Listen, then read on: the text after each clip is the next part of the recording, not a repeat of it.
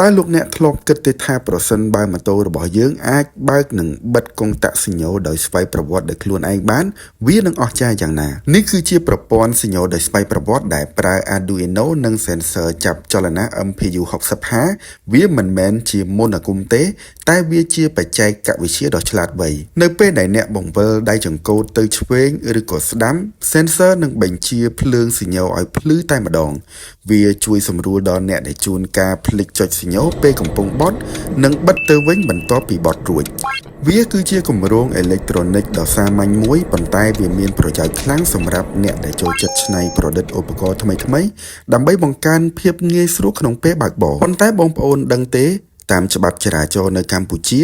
មុននឹងបត់យើងត្រូវឲ្យសញ្ញាសញ្ញោដឹងមុនយ៉ាងតិច20ម៉ែត្រចុះបើប្រព័ន្ធនេះវាដំណើរការនៅពេលដែលយើងបត់ដៃចង្កូតតើវាអាចនឹងមានបញ្ហាអ្វីខ្លះ